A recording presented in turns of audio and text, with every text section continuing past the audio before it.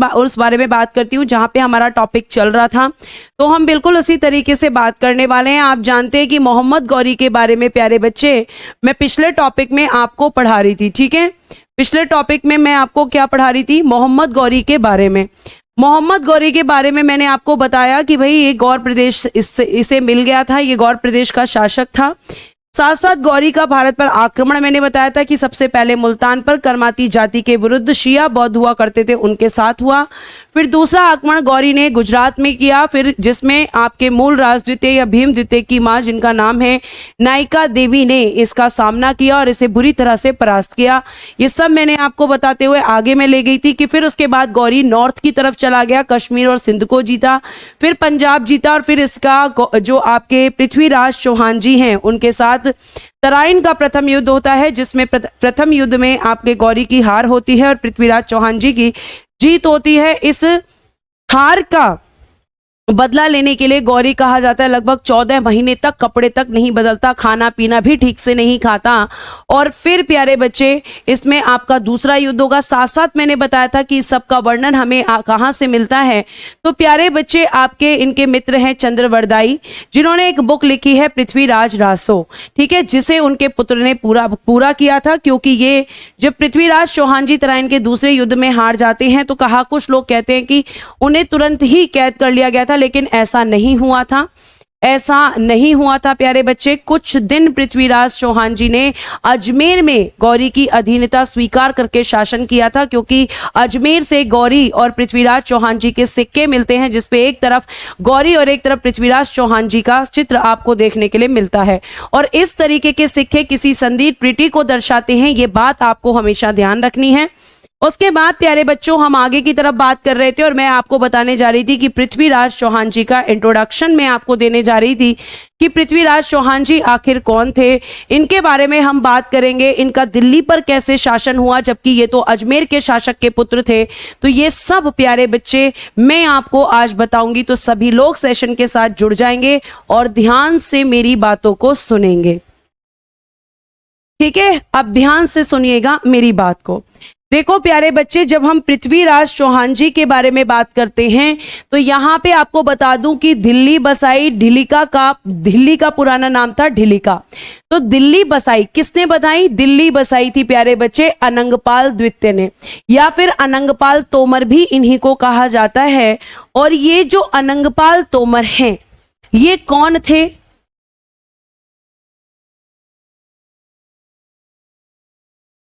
ठीक है, तो ये कौन थे ये जानना चाहते हैं हम। तो प्यारे बच्चे ये जो अनंगपाल तोमर जी हैं ये पृथ्वीराज चौहान जी के नाना थे। पृथ्वीराज चौहान जी के नाना थे ये, और इन्होंने ही दिल्ली को बसाया था और दिल्ली का पूरा नाम ढिल्लिकापुरी था। अब ये दिल्ली के शासक हैं। और ये जो अनंगपाल जी हैं प्यारे बच्चे, इन अनंगपाल जी की 2 बेटी हैं, इनके कोई बेटा नहीं था। देखो नीचे लिखा हुआ है इनकी 2 बेटी हैं, इनका कोई पुत्र नहीं था, इनका कोई भी पुत्र नहीं था। अनंगपाल जी का कोई पुत्र नहीं था, इनकी केवल प्यारे बच्चे 2 बेटियां थीं। एक व्यक्ति अनंगपाल तोमर जो कि दिल्ली के शासक हैं, जिन्होंने दिल्ली को बसाया है, उन शासक की अगर हम बात करें तो वो पृथ्वीराज चौहान जी के नाना जी हैं। और आपके ये जो अनंगपाल तोमर जी हैं इनकी कोई बेटी नहीं, इनके कोई बेटा नहीं है। केवल और केवल कौन है? केवल और केवल इनकी 2 बेटियां हैं।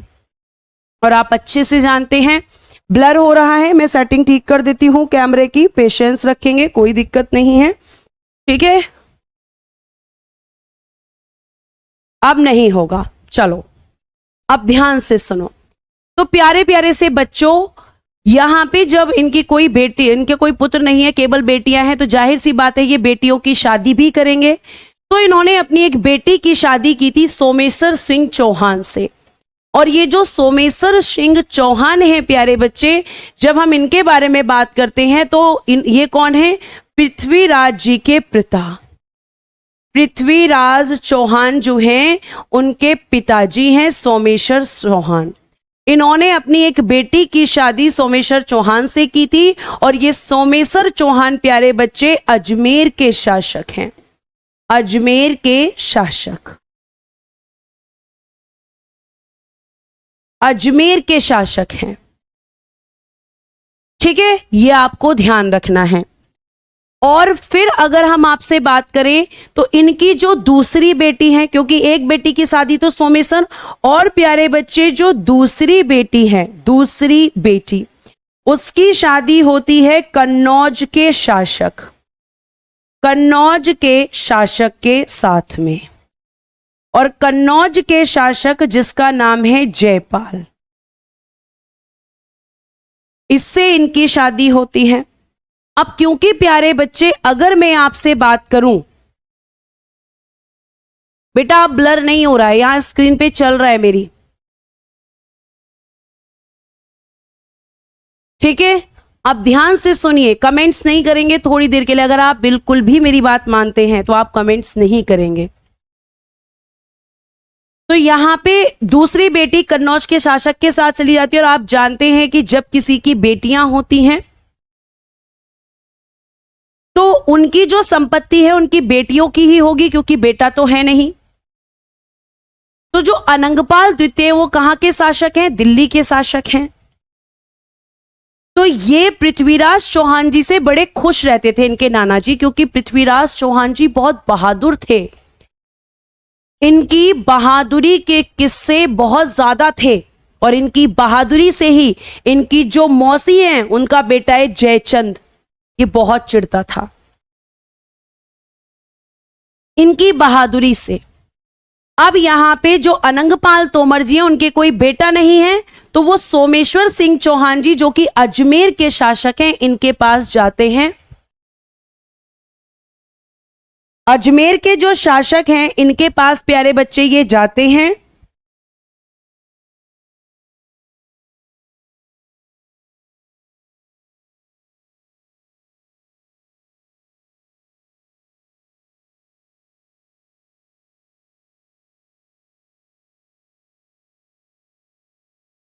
ठीक है, उनके पास जाते हैं और वहां जाकर कहते हैं कि मैं ये चाहता हूं, उनसे रिक्वेस्ट करते हैं कि पृथ्वीराज चौहान जी दिल्ली का शासन संभालें।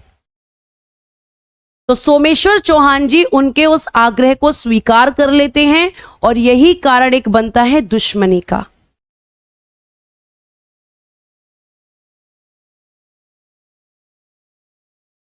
ये दुश्मनी का कारण बनता है।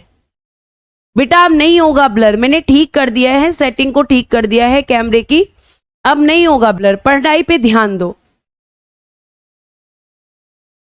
ठीक है। अब नहीं होगा ब्लर, मैंने ठीक कर दिया है, ध्यान से सुन लीजिए। अब कैमरा सही कर दिया है मैंने।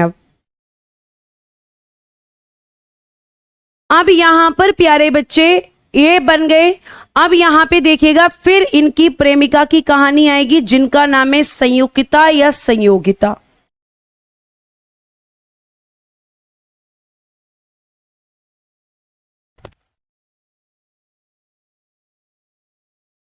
संयोगिता या हम क्या कह सकते हैं कि संयोगिता इनकी प्रेमिका। ऐसा था कि पृथ्वीराज चौहान जी के जो बहादुरी के किस्से थे, ठीक है, एक मिनट रुकेंगे आप लोग, एक मिनट रुकिए।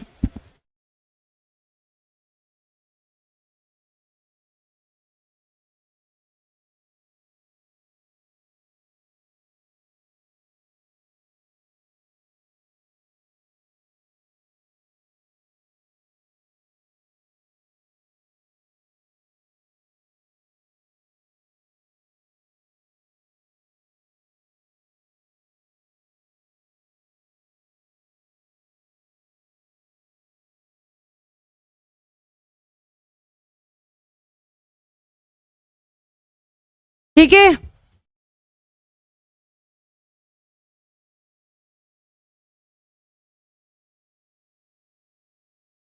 बेटा आप ठीक चलेगा, मैंने अब सर को बुलाकर ठीक करवाया है, ठीक है। आज की छुट्टी कर दो। हाँ करूंगी बेटा, छुट्टी करूंगी। हैं आज क्या है जो तुम लोग को छुट्टी चाहिए? चलो पढ़ लो अब। तो यहाँ पे संयोगिता उनके बहादुरी के किस्से इन्होंने भी सुने हुए थे और ये मन ही मन पृथ्वीराज चौहान जी से प्यार करने लगी थी। और इन्होंने अपने पिताजी जयचंद से कहा कि मैं शादी करूंगी तो पृथ्वीराज चौहान जी से ही करूंगी। इन्होंने ऐसा कहा। और प्यारे बच्चे, जब इन्होंने ऐसा कहा तो जयचंद ने कहा कि नहीं, क्योंकि जयचंद इनकी बहादुरी से चिढ़ता था, इनसे चिढ़ता था। तो उसने क्या कहा प्यारे बच्चे, उसने कहा कि भाई अब जो आप क्या, तुम्हारा मैं स्वयंवर करवाऊंगा, तुम्हें पृथ्वीराज चौहान से शादी करने की क्या जरूरत है, आज की तुम्हारे लिए स्वयंवर करवाऊंगा, बड़े बड़े राजा महाराजा यहां पर आएंगे, उनसे शादी करो। और जयचंद ने वैसा ही किया। लेकिन जयचंद ने पृथ्वीराज चौहान जी को नहीं बुलाया, बल्कि कहा जाता है कि उनका एक पुतला दरवाजे के बाहर खड़ा करवा दिया, और जितने भी राजा वहां स्वयंवर में आ रहे थे वो सब उस पुतले को देखकर मजाक उड़ा रहे थे कि अच्छा, पृथ्वीराज चौहान को नहीं बुलाया। जब संयोगिता को इस बात का पता चला कि पृथ्वीराज चौहान को स्वयंवर में बुलाया ही नहीं गया है, पृथ्वीराज चौहान को स्वयंवर में बुलाया ही नहीं गया है, तो संयोगिता ने जो पुतला उन्होंने खड़ा किया हुआ था उसी पे वो माला पहनाने लगी। लेकिन इतनी देर में पृथ्वीराज चौहान जी साक्षात उनके सामने आ जाते हैं और वो पृथ्वीराज चौहान जी को माला पहना देती हैं। जयचंद उन्हें मारने की कोशिश करता है, लेकिन इतनी ही देर में वो अपनी प्रेमिका यानी संयोगिता को लेकर चले जाते हैं। जयचंद कौन है? जयचंद संयोगिता के पिताजी हैं। जयचंद कौन है? संयोगिता के पिता। यहां लिखिएगा, संयोगिता के पिता जयचंद। सोच के देखिए, मन ही मन प्रेम करने वाला जब आपका पति बन जाए तो कैसा लगता होगा। प्रेम में बहुत शक्ति होती है बेटा। तो ये जयचंद की कौन है? बेटी हैं। और जयचंद इनसे अब पहले से ही चिढ़ता था, अब और भी ज्यादा चिढ़ने लगा। ठीक है, कहानी सुना रही हूं, लिखना यही है जो लिखा हुआ है, इसके बाहर नहीं आएगा। ये सब समझाने के लिए कि कौन कौन कैरेक्टर हैं और क्या क्या इनकी भूमिका है, ये प्यारे बच्चे मैं आपको बता रही हूं। अब यहां पे जयचंद पहले से चिढ़ा हुआ था, बेटी को लेके चला गया, तो ये कहा जाता है कि जयचंद ने पृथ्वीराज चौहान जी से बदला लेने के लिए मोहम्मद गौरी के साथ हाथ मिला लिया था। कहते हैं ना कि आपका दुश्मन का जो दुश्मन होता है वो दोस्त बन जाता है, तो ये दोनों आपस में दोस्त बन गए। लेकिन जयचंद ये भूल गया था कि अगर वो पृथ्वीराज चौहान जी को नहीं छोड़ रहा तो छोड़ेगा तुम्हें भी नहीं।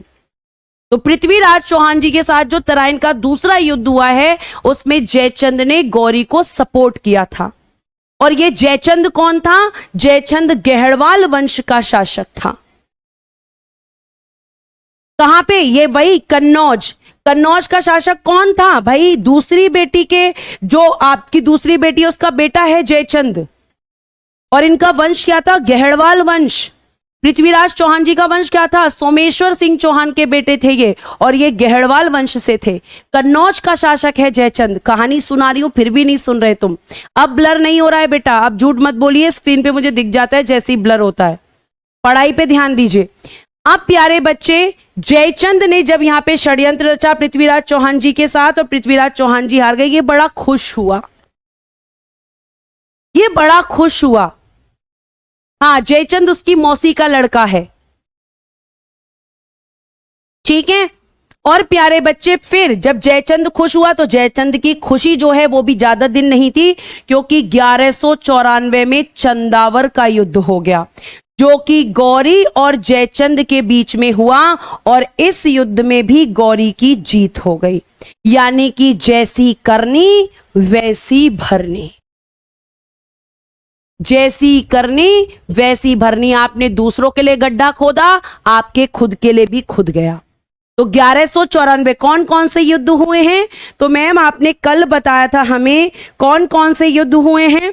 आपने बताया था तराइन का प्रथम युद्ध। प्यारे बच्चे, आपका जो तराइन है, इस तराइन का प्रथम बताया था और तराइन का ही सेकंड बताया था। और आपका ये हुआ था 1191, ये हुआ था 1192, और आज मैंने बताया है चंदावर का युद्ध। और चंदावर का युद्ध किसके साथ हुआ है? तो 1194 में जयचंद और गौरी के बीच हुआ है। ठीक है, ये दोनों युद्ध किसके साथ हुए? पृथ्वीराज चौहान वर्सेस गौरी। पृथ्वीराज चौहान वर्सेस गौरी इनके बीच में हुए, जिसमें पहले में गौरी हारा और दूसरे में पृथ्वीराज चौहान। और ये चंदावर का युद्ध ये आपका जयचंद जो कि पृथ्वीराज चौहान जी के मौसी का बेटा था और संयोगिता का पिता था।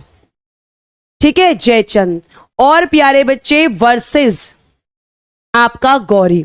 और यहां पर भी कौन जीता है? यहां पर जीता है गौरी। तो ये आपके युद्ध हुए हैं। क्या कहानी थी, मैंने पूरी आपको सुनाई है। बेटा नहीं लिखा है मैंने, कन्नौज के शासक जयपाल से शादी हुई है। कहां लिखा है? मैंने लिखा है दूसरी बेटी की शादी। ठीक है, दूसरी बेटी, यहां कहां लिखा है मैंने बेटा? ये तो बेटी दिख रहा है मुझे। दूसरी बेटी की शादी पूरा लिख देती हूं। कन्नौज के शासक जयपाल से हुई और इसी का बेटा था जयचंद। और पृथ्वीराज चौहान जी किसके बेटे थे? सोमेश्वर सिंह चौहान के। अपने आप बना देते हो कि आपने बेटा लिखा है, जबरदस्ती बना देते हो।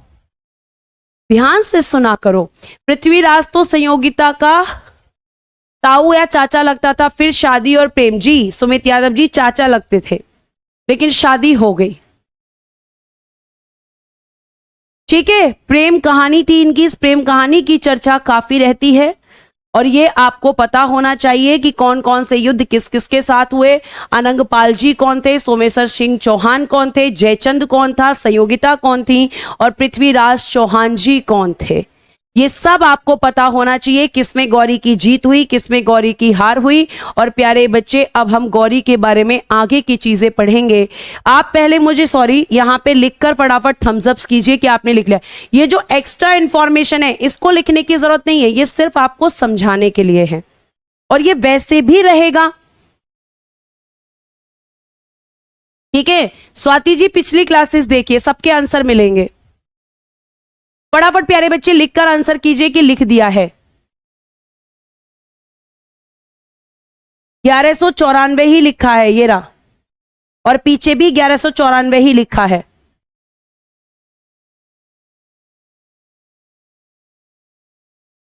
फटाफट बेटा लिख के फटाफट आगे बढ़ेंगे। जल्दी से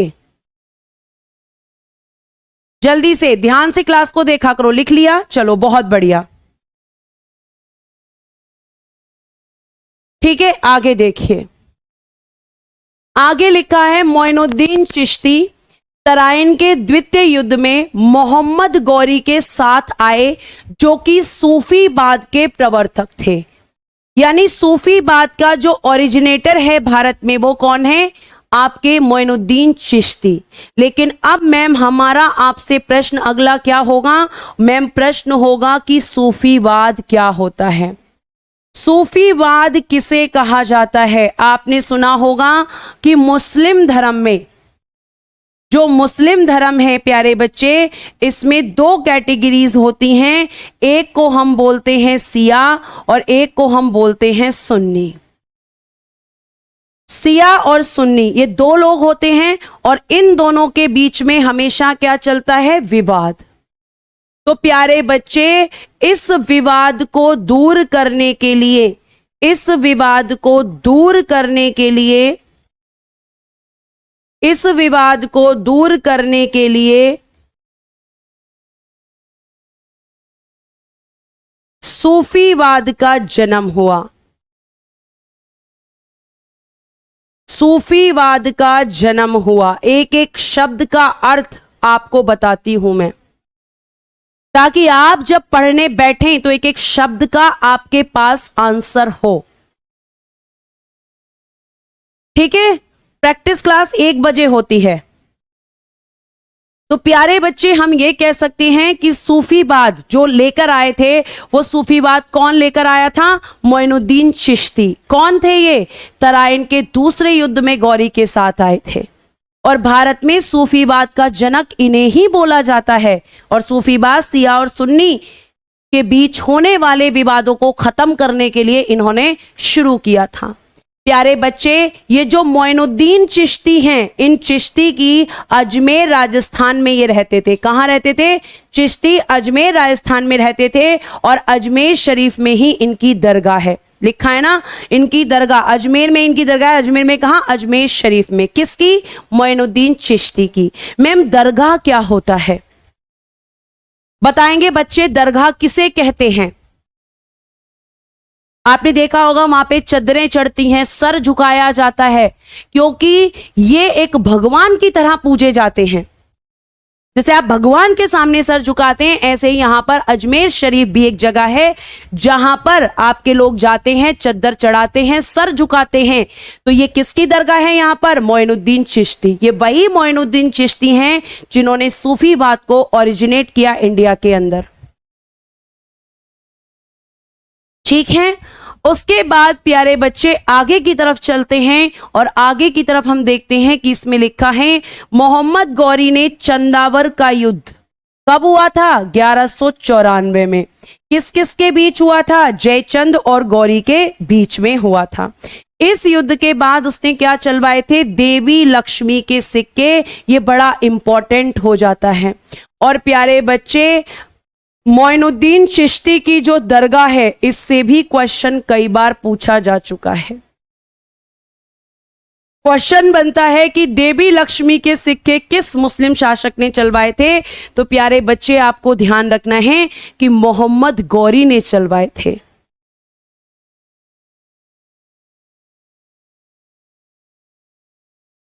जी मोहम्मद दानिश जी, मैंने भी यही बताया है। ठीक है, तो ये आपको ध्यान रखना है। तो क्या क्या पढ़ा कि भाई मोइनुद्दीन चिश्ती के बारे में पढ़ा। मोइनुद्दीन चिश्ती कौन थे? तो मैम सूफीवाद के जनक थे। मोइनुद्दीन चिश्ती सूफीवाद को कहां लेकर आए? भारत में। कब आए? तो 1192 में तराइन के दूसरे युद्ध में गौरी के साथ आए। और प्यारे बच्चे, इनकी दरगाह अजमेर शरीफ में है। और मोहम्मद गौरी ने चंदावर युद्ध के पश्चात देवी लक्ष्मी के सिक्के चलवाए, और चलवाने का कारण था कि कहीं सारे लोग मेरे खिलाफ ना हो जाएं, कहीं ऐसा ना हो कि सब लोग मिलकर मेरे खिलाफ विद्रोह कर दें। तो इसने विद्रोह को दबाने के लिए इस तरीके का काम किया था। बहुत सारे बच्चे कमेंट कर रहे हैं मैं अजमेर से हूं, अजमेर से हूं। बहुत बढ़िया, ठीक है, ये आपको ध्यान रखनी है बातें। आगे चल सकते हैं। लिख लिया है? फटाफट लिखिएगा और फटाफट कमेंट करेंगे। भाई देखो, लिखने का टाइम में 1 मिनट से ज्यादा आपको नहीं दूंगी। 1 मिनट भी बहुत ज्यादा है, बल्कि उससे कम, इससे ज्यादा मैं नहीं दूंगी, क्योंकि अगर इस स्पीड से हम पढ़ते रहे तो आपका सितंबर तक भी सिलेबस पूरा नहीं होगा। आप लोग अपनी तरफ से कोई एफर्ट ही नहीं लगाना चाहते, रात में कमेंट करते हो कि मैम आप एक दिन में बहुत पढ़ा देती हो, हमसे लिखा नहीं जाता है। एक तरफ आपको सिलेबस की चिंता है, आखिर आप, मुझे समझ ही नहीं आता टीचर्स से चाहते क्या हैं। हर टीचर को क्रिटिसाइज करते हैं आप। आपकी भी कुछ ड्यूटीज हैं।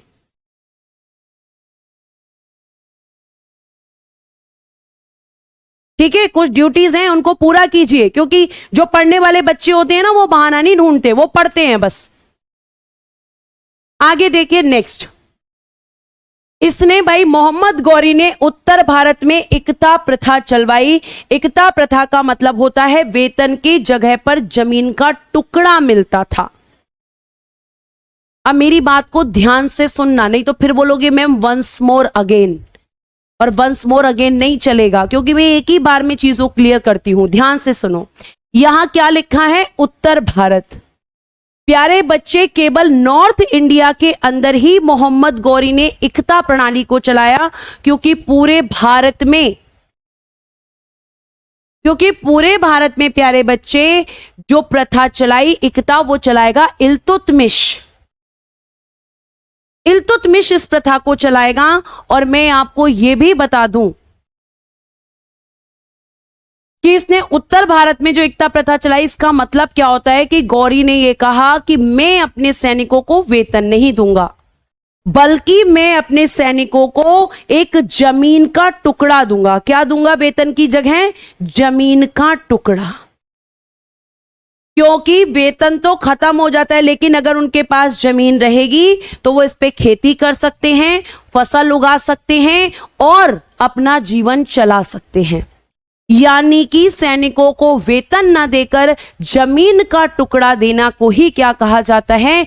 एकता प्रथा। लेकिन ध्यान रखना प्यारे बच्चे बच्चियों, ये प्रथा केवल और केवल इसने उत्तर भारत में चलाई, क्योंकि पूरे भारत में जो चलाएगा वो इल्तुतमिश चलाएगा। ठीक है, पूरे भारत में इल्तुतमिश चलाएगा। ये थी एकता प्रथा। आगे 1203 ईस्वी में कालिंजर अभियान में चंदेल शासक परमादी देव को हराया। कालिंजर में अभियान कब किया है गौरी ने? 1203 में। अब ये बढ़ता जा रहा है, आगे बढ़ता ही जा रहा है। ठीक है, और प्यारे बच्चे ये जो चंदेल शासक हैं, ये कहां के चंदेल शासक हैं? महोबा के। महोबा के चंदेल शासक हैं और इनके दो सेनापति हैं जो कि बहुत ही इंपॉर्टेंट हैं और इतिहास में इनका नाम है आला और उदल। ये चंदेल शासक परमादी देव के सेनापति हैं प्यारे बच्चे। कहा जाता है कि जो आला है, आल्हा, इसने पृथ्वीराज चौहान जी को 10 बार हराया था, लेकिन हर बार इसने अपने गुरुजी के कहने पर उन्हें छोड़ दिया। ये बहुत बहादुर थे दोनों और आज भी इनका बहुत रिस्पेक्ट किया जाता है। महोबा में कहा जाता है कि जैसे ये हाथी और घोड़े पर सवार रहते थे, तो आज भी अगर वहां पे किसी की शादी होती है तो वहां घोड़े पे चढ़ के नहीं जाता कोई, इनकी रिस्पेक्ट में। ठीक है, तो ये आपके आल्हा और उदल किसके सेनापति हैं? चंदेल शासक परमादी देव के। क्वेश्चन आता है कि चंदेल शासक परमादी देव या फिर आला उदल किसके सेनापति थे? ठीक है, जल्दी लिखिए बेटा ताकि मैं आगे बढ़ूं। फटाफट लिखेंगे एक बार, जल्दी से लिख देंगे एक बार।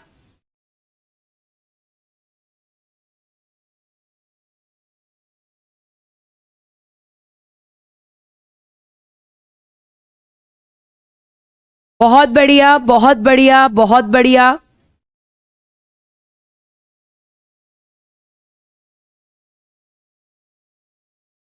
चलो लिख लिया। नेक्स्ट अब देखिएगा गौरी का अंतिम अभियान। ये कल आप बोल रहे थे ना खोखरा जनजाति, तो खोखर जाति के विरुद्ध यहां होता है। खोखर जनजाति के खोखर जाति के विरुद्ध ये अभियान करता है मोहम्मद गौरी। वहां यूसुफ जाई जाति ही होगा। और प्यारे बच्चे ये इसका अंतिम यानी कि लास्ट कैंपेन था। गौरी की मृत्यु हो गई 1206 में। 1206 में इसकी मृत्यु हो जाती है। कहां पर होती है? दमियक पाकिस्तान में। मैम कौन मारता है गौरी को? तो ये कहा गया कि एक व्यक्ति था जिसका नाम है अली मर्दान। अली मर्दान नामक एक व्यक्ति था जो किस जनजाति से था? इसी खोखर जनजाति से था जिसपे अटैक किया था गौरी ने। और कहा जाता है कि गौरी जब अपने विश्राम कक्ष में आराम कर रहा था, सो रहा था, तो उस समय ये लूटपाट करने के लिए यहां आए और इसने गौरी की हत्या कर दी। अली मर्दान ने इसको मारा था। क्यों मारा था? केवल लूटपाट करने के लिए। ठीक है, केवल लूटपाट करने के लिए प्यारे बच्चे इन्होंने जो है हत्या कर दी थी, हम ये कह सकते हैं। ठीक, हिस्ट्री पढ़ रहे हैं बेटा, हिस्ट्री क्यों, हिस्ट्री की तरह पढ़ो। आगे देखिएगा नेक्स्ट। अब प्यारे बच्चे गौरी के दास, ये आपको देखने होंगे। गौरी के दास, तो गौरी की जब हम बात करते हैं तो गौरी का एक दास है यलदोज, एक है कुबाचा। अभी ये सब नहीं पढ़ेंगे, ऐबक का ससुर, मुल्तान, काबुल, कंधार, ये सब ये नहीं पढ़ना। ऐबक का जीजा, क्योंकि अभी आप ऐबक को नहीं जानते। अभी आपको केवल कितना पढ़ना है, अभी केवल जो मैं टिक कर रही हूं वो पढ़ना है और नोट्स में भी वही लिखना है अभी जिसपे मैं टिक कर रही हूं। तो गौरी के दास हैं यलदोज, यलदोज को दिया गजनी वाला क्षेत्र। गजनी कहां था? अफगानिस्तान से सटी हुई सीमा के पास वाला क्षेत्र। कुबाचा को दिया था बेटा सिंध वाला क्षेत्र। ऐबक को इसने दिया था लाहौर और दिल्ली वाला क्षेत्र। इसका पूरा नाम है कुतुबुद्दीन ऐबक। और एक है प्यारे बच्चे बख्तियार खिलजी, जिसे बंगाल और बिहार दिया था। ठीक है, तो हम क्या क्या कह सकते हैं कि मैम 4 दास हैं, एक यलदौज, एक कुबाचा, एक ऐबक और एक बख्तियार खिलजी। जो मोहम्मद गौरी है ना प्यारे बच्चे, ये मोहम्मद गौरी कहता था कि जो मेरे दास हैं वो मेरे बेटे हैं, जो मेरे दास हैं वो मेरे बेटे हैं। मैं दासों को दास नहीं बेटों की तरह मानता हूं, और जैसे बेटों को अधिकार दिए जाते हैं, गौरी ने इन लोगों को भी अधिकार दिए। 1206 में जब गौरी की मृत्यु हुई है,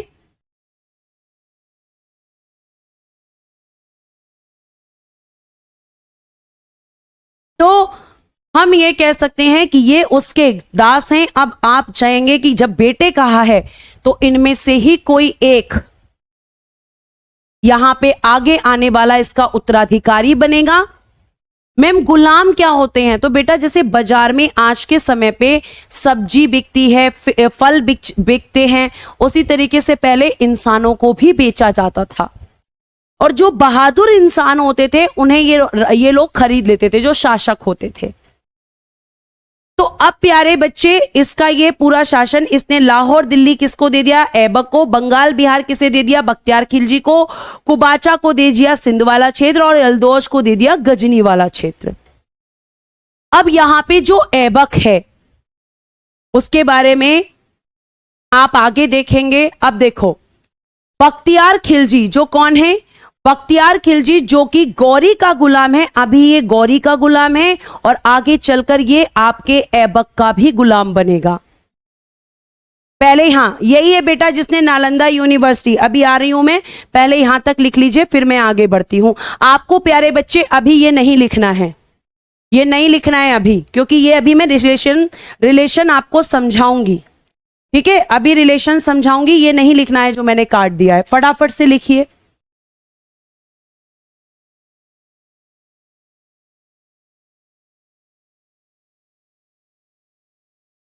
नोट कर लिया? चलिए बहुत बढ़िया, आगे। अब देखिए बख्तियार खिलजी ने नष्ट किए, क्या क्या नष्ट किया प्यारे बच्चे? इसने नालंदा विश्वविद्यालय बिहार को नष्ट किया, विक्रमशिला विश्वविद्यालय बिहार और ओदंतपुरी विश्वविद्यालय बिहार, ये सब इसने नष्ट कर दिए। ये आपको ध्यान रखना है, कई बार ये क्वेश्चन पूछा गया है कि नालंदा विश्वविद्यालय को किसने नष्ट किया? तो बख्तियार खिलजी। किसका सेनापति था? तो पहले गौरी का और बाद में ऐबक का। पहले गौरी का था, देखना यहां, बख्तियार खिलजी पूरब में मोहम्मद गौरी का सेनापति और बाद में ऐबक का बना था। लिखा हुआ भी है कि बख्तियार खिलजी पहले, पूरब की जगह अगर आप कंफ्यूज हो रहे, ईस्ट मत समझ लेना इसको, ठीक है, ईस्ट मत समझ लेना, इस पूरब का मतलब है पहले। पहले मोहम्मद गौरी का आपका सेनापति और बाद में ऐबक का सेनापति। सेनापति मतलब सेना में जगह दी थी, लेकिन ये गुलाम था। तो ये बख्तियार खिलजी है। अब दिक्कत ये आएगी कि कौन शासक बनेगा गौरी के बाद? शासक तो बनेगा, और जो भी व्यक्ति शासक बनेगा वो कभी अपने आप को शासक नहीं कहेगा, वो ये कहेगा कि मैं तो गौरी ने मुझे जो आदेश निर्देश दिए हैं उसके दिशा निर्देशों पे चलूंगा। फटाफट लिखें इस चीज को। ये सारे आपके विश्वविद्यालयों की फोटो लगाई हुई हैं। नालंदा विश्वविद्यालय किसने बनाया है? कुमारगुप्त प्रथम ने। विक्रमशिला विश्वविद्यालय किसने बनाया है? कमेंट बॉक्स में बताओ। विक्रमशिला विश्वविद्यालय किसने बनवाया है? ओदंतपुरी किसने बनवाया है? सब आपको पढ़ा चुकी हूं मैं, ठीक, आगे देखिए, अब आएगी दिल्ली सल्तनत। और दिल्ली सल्तनत में सबसे पहले प्यारे बच्चे हमें यह देखना होगा कि 5 वंश हुए हैं, जो कि 1206 से लेकर 1526 तक यहां पे रहेंगे। और क्यों मैम इसे दिल्ली सल्तनत कहा जाता है? क्योंकि इनका जो सेंटर रहेगा वो दिल्ली में रहेगा। नालंदा के टाइम सेनापति ऐबक का था प्यारे बच्चे, जब नालंदा को इसने भ्रष्ट किया था, जब नालंदा को इसने खत्म किया था, तो बिल्कुल सही है। विक्रमशिला विश्वविद्यालय की किसने की थी? धर्मपाल ने। और ओदंतपुरी की किसने की थी? ओदंतपुरी की किसने की थी वो भी तो बताओ। धर्मपाल, बिल्कुल ठीक है।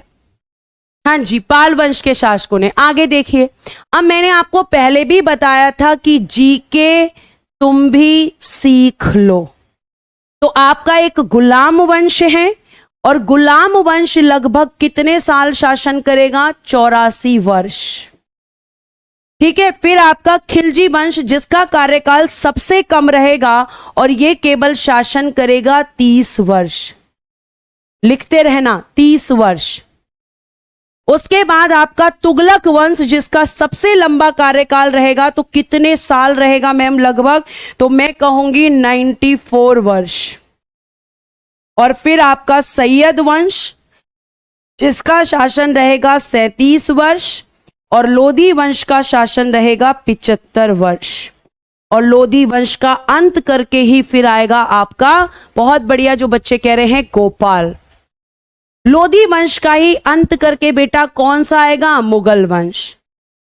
अब दिक्कत यह है कि ये जो गुलाम वंश सबसे पहला है, ये किसने स्थापित किया? तो आप कहेंगे कुतुबुद्दीन ऐबक ने। और अभी मैंने बताया कि कुतुबुद्दीन ऐबक कौन था? कुतुबुद्दीन ऐबक मैम गौरी का गुलाम था। लेकिन यहां पे तो 4 गुलाम थे, बाकी लोगों ने ऑब्जेक्शन नहीं किया क्या? तो यहां पे ऐबक ने बड़ी होशियारी से काम लिया। अब समझो क्या है। ऐबक को जो डर था सबसे ज्यादा, वो यल्दौज और कुबाचा से था। तो ऐबक ने सबसे पहले यल्दौज को अपने कंट्रोल में लेने के लिए ऐबक ने इसके यल्दौज की बेटी से शादी कर ली। ठीक है। और यल्दौज कौन बन गया? ऐबक का ससुर। यल्दौज कौन बन गया? ऐबक का ससुर, क्योंकि यल्दौज की बेटी से शादी कर ली। अब जाहिर सी बात है, अपने दामाद को तो यल्दौज मारेगा नहीं, तो ऐबक ने उसको पटा लिया। अब आया कुबाचा का नंबर। तो कुबाचा को इसने अपना जीजा बना लिया। यानी कुबाचा कौन है? ऐबक का जीजा। और ऐबक को जीजा बना लिया, मतलब अपनी बहन की शादी कर ली, इससे भी रिश्तेदारी कर ली। और बख्तियार खिलजी को इसने कन्वेंस कर लिया कि मैं तुम्हें ये शासन दूंगा, तुम्हारे लिए ये करूंगा, तुम्हें सेना में ये जगह दूंगा। तो इसने सबको पटा लिया। इसके जितने दुश्मन थे, एक को ससुर बनाया, एक को जीजा बनाया, और एक को जो है कहा कि मैं तुम्हें अपनी सेना में सबसे ऊपर रखूंगा। सबको पटा लिया। और पटाने के बाद अब ये एक नया वंश लेकर आएगा, जिसे हम गुलाम वंश कहते हैं। ये लिख लीजिए, ये वैसे मैंने पहले भी लिखवाया है। फिर एक अगला वंश आएगा जिसे हम गुलाम वंश कहते हैं। मैम इसे गुलाम वंश क्यों कहते हैं? क्योंकि प्यारे बच्चे, इस वंश में जितने भी शासक हैं, उनमें से जो मेन शासक हैं वो सारे आपके गुलामी हैं। जैसे इल्तुतमिश हो गया, बलबन हो गया, ऐबक हो गया, ये तीनों के तीनों गुलाम हैं, और तीनों के तीनों इस वंश के सबसे प्रसिद्ध शासक रहे। और इसीलिए इन्हें क्या कहा जाता है? गुलाम वंश। इस वंश को इतिहासकारों ने कहा है। ठीक है जी बेटा, साइट हो गई कुणाल जी, साइड। हाँ हाँ, साइट नहीं लिखना है, साइड लिखना है। लिख लीजिए कृष्णा जी, लिख लीजिए।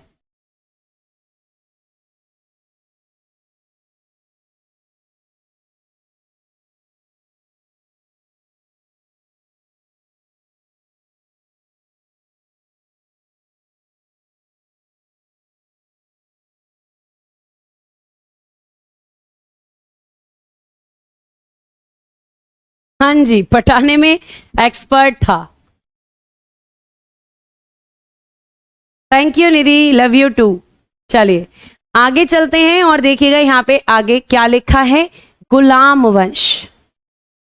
मुस्कुरा भी दिया करो, अपनी प्यारे प्यारे से चेहरे भेज दिया करो, चाहे नटखट वाले ही भेज दिया करो, लेकिन बीच बीच में भेज दिया करो, ठीक है। अब देखिए आगे गुलाम वंश।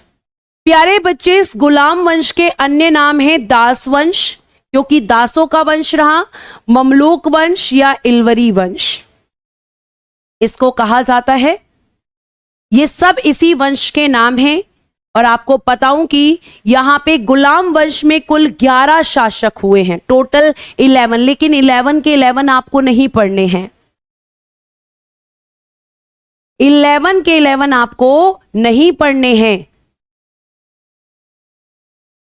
ठीक है। थैंक यू भैया इतने अच्छे अच्छे इमोजी भेजने के लिए। कुछ तो रो रहे हैं कि क्यों पढ़ना पड़ रहा है, सर पटक रहे हैं अपना कि ये लोग क्यों छोड़ गए इतिहास को, क्यों मिली इनकी जानकारियां, है ना, ऐसा लग रहा होगा ना। चलिए आगे चलते हैं और देखते हैं कि भाई कुतुबुद्दीन ऐबक, जो कि इस वंश का प्रथम शासक हैं। कुतुबुद्दीन ऐबक का शासनकाल 1206 से 1210 तक रहेगा। गुलाम वंश पूरा का पूरा 1206 से 1290 तक रहेगा। लेकिन प्यारे बच्चे, इसमें से आपके कुतुबुद्दीन ऐबक का शासनकाल 1206 से 1210 तक बड़ा इंपॉर्टेंट है। एग्जाम में कई बार पूछा जाता है कि गुलाम वंश का संस्थापक कौन था और ऐबक का कार्यकाल कितना था।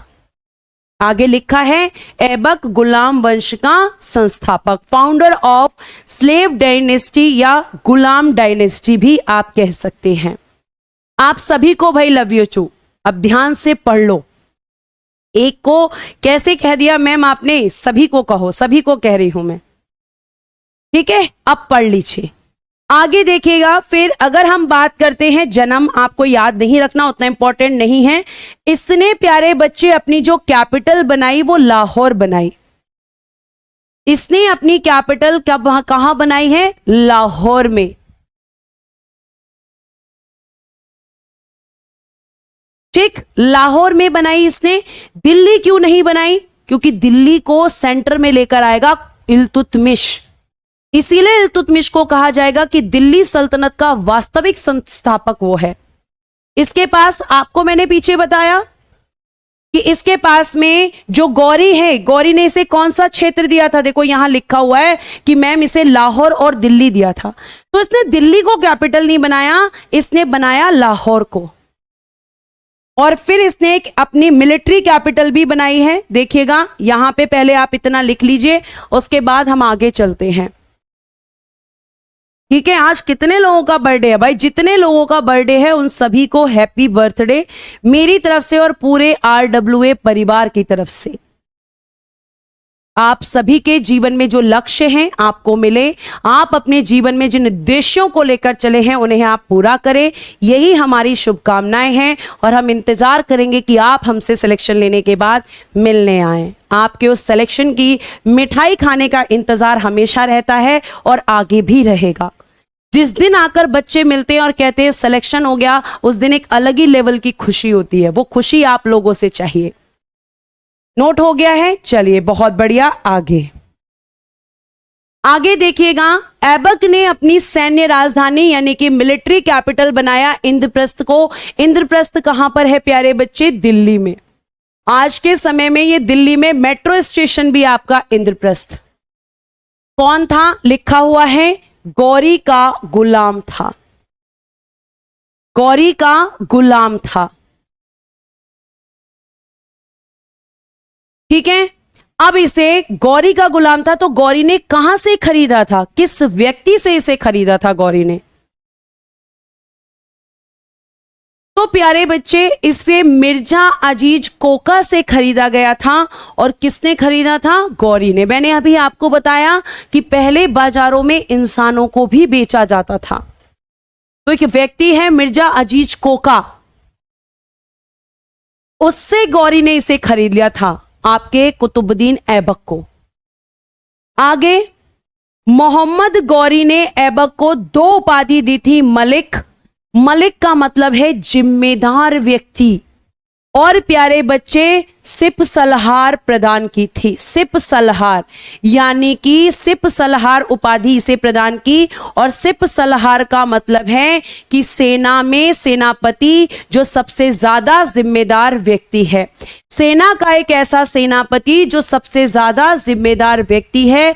एक बात हमेशा ध्यान रखना प्यारे प्यारे से बच्चों, मेरे बालक और बालिकाओं, कि आपका जो कुतुबुद्दीन ऐबक है इसने कभी भी अपने आप को सुल्तान नहीं कहा, ना ही इसने कभी अपने लिए प्रशंसा पत्र लिखवाए, ना ही इसने कभी अपने आप को शासक कहा। इसने हमेशा ये कहा कि मैं गौरी का गुलाम हूं, गौरी ने मुझे जो दिशा निर्देश दिए हैं मैं उन्हीं पर काम कर रहा हूं। यानी हम ये कह सकते हैं कि ये एक बहुत वफादार गुलाम था, जो शासक होने के बाद भी इसने अपने आप को शासक नहीं कहा। ठीक है, उसके बाद देखिएगा गौरी ने इसे शुरुआत में अमीर ए आखूर का पद दिया। अमीर ए आखूर कौन होता है? घोड़े के अस्तबल का प्रमुख। चलिए इरफान जी, थैंक यू। आगे देखिए, घोड़े के अस्तबल क्या होता है मैम? आपने देखा होगा कि एक जगह होती है जहां पे बहुत सारे घोड़े रहते हैं, तो उन घोड़ों की देखभाल करने के लिए एक व्यक्ति की जरूरत होती है, उसी को कहते हैं अमीर ए आखूर। तो गौरी जब इसे खरीद के लाया तो शुरू में इसने इसे घोड़े के अस्तबल का प्रमुख बनाया। और घोड़े के अस्तबल का प्रमुख जब ये बना तो इसने घोड़ों की बहुत अच्छी देखभाल की, उन्हें अच्छे से ट्रेंड किया, और गौरी इससे बड़ा खुश हो गया। और ये अपनी ईमानदारी वफादारी के चलते आगे बढ़ता गया और सेनापति बन गया। यानी कि सेना में सबसे ऊंचे पद पर आ गया आपका ये कुतुबुद्दीन ऐबक। कुतुबुद्दीन ऐबक, बेटा ये आपको ध्यान रखना है। यह भी कहा जाता है कि जो गौरी था, जो ऐबक है, ऐबक गौरी का दामाद था, लेकिन ये बहुत ज्यादा किताबों में नहीं है, क्योंकि ये भी कहा गया है। मैं इस लाइन को थोड़ा मिस कर यहाँ पे नहीं लिखवाऊंगी, क्योंकि ये सारी जगह पर लिखा हुआ नहीं है कि जो आपका ऐबक है ये जो है गौरी का गुलाम था, इतना तो लिखा हुआ है, लेकिन इसका दामाद था ये कई किताबों में बिल्कुल भी लिखा हुआ नहीं है। ठीक है, क्योंकि कहा गया कि गौरी ने तो अपने दासों को ही अपनी संतान माना था। ठीक है, अपने दासों को ही अपनी संतान माना था। तो ये घोड़े अस्तबल का प्रमुख है। आगे देखिए, इसकी मृत्यु लाहौर में इसकी मृत्यु होती है चौगान खेलते समय। चौगान किसे कहते हैं? पोलो। आपने देखा होगा मूवीज के अंदर घोड़े के ऊपर बैठ के एक छड़ी होती है, उस छड़ी से बॉल को एक गड्ढा बना होता है, उसके अंदर फेंका जाता है। नहीं सलीम खान जी, पृथ्वीराज चौहान ने कहा मारा था? पृथ्वीराज चौहान जी को तो उसने कैद कर लिया था।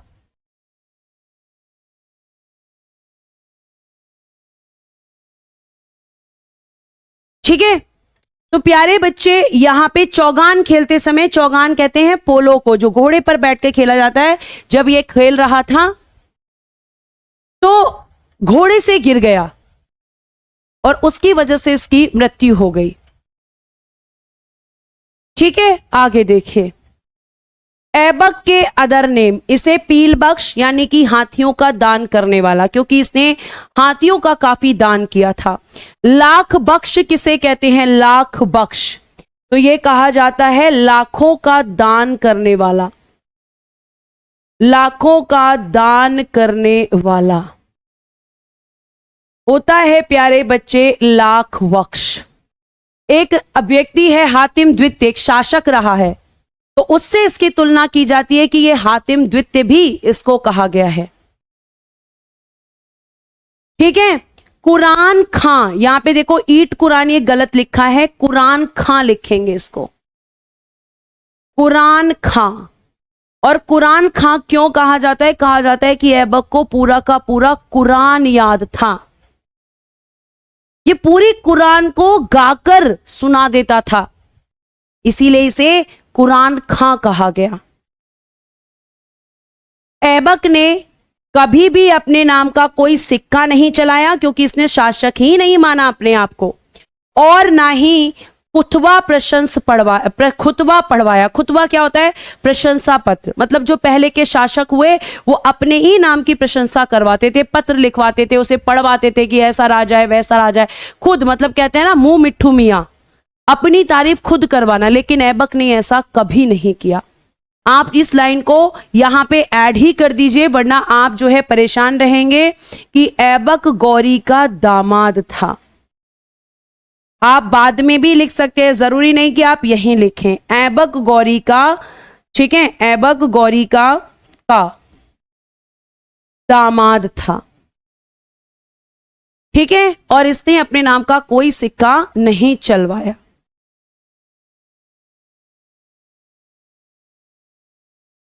ठीक, ये है आपका कुतुबुद्दीन ऐबक। ऐबक के बारे में इतना लिखिए और उसके बाद मैं आपको बताती हूं कि ऐबक के निर्माण कार्य क्या थे।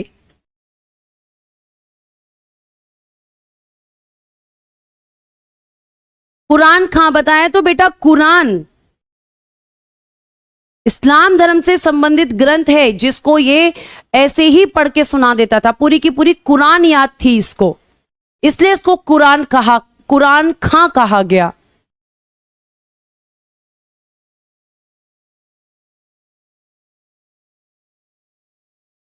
ठीक, आगे देखिए। उसके बाद यहां पे लिखना, ऐबक बख्तियार काकी का शिष्य था।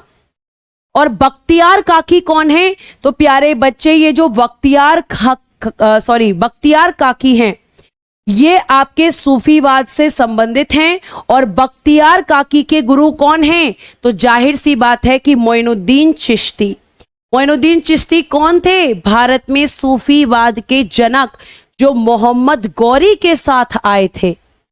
तो मोइनुद्दीन चिश्ती के शिष्य कौन है? बख्तियार खिलजी। और बख्तियार खिलजी का शिष्य कौन है? ऐबक। इसे मैं साधारण शब्दों में लिख देती हूं कि एक है आपके मोइनुद्दीन चिश्ती। मोइनुद्दीन चिश्ती प्यारे बच्चे, ये किसके गुरु हैं? तो आप कहेंगे ये गुरु हैं बख्तियार काकी के, यानी बख्तियार काकी इनके शिष्य हैं। और बख्तियार काकी जो हैं ये किसके गुरु हैं? तो ये गुरु हैं ऐबक के।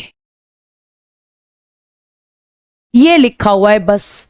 और ये किससे संबंधित है? मोइनुद्दीन चिश्ती सूफीवाद से। तो बख्तियार काकी भी किससे संबंधित होंगे? सूफीवाद से।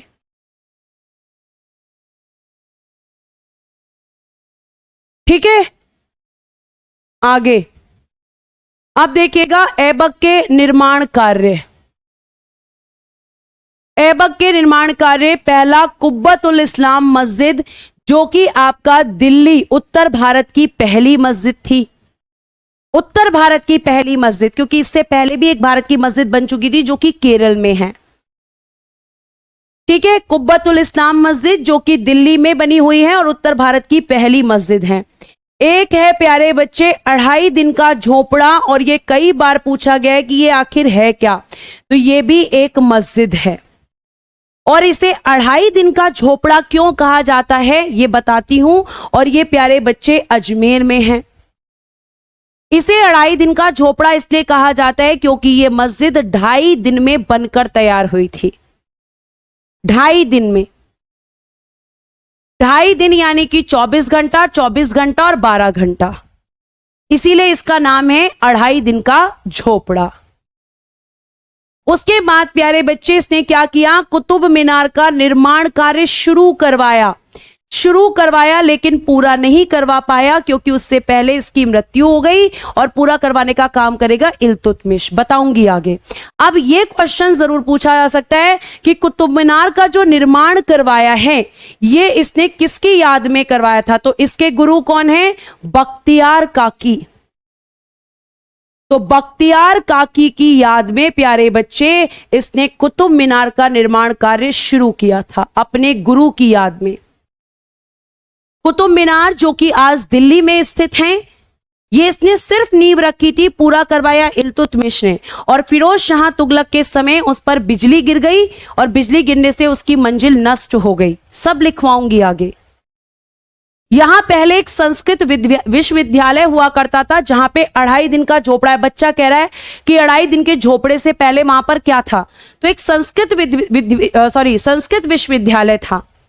और ऐबक जब उस दिन उस विश्वविद्यालय के पास से गुजरा तो इसे बड़ा अच्छा लगा और इसने उसे तुरंत विश्वविद्यालय को तुड़वा दिया और यहां पे 2.5 दिन का झोपड़ा बनवा दिया।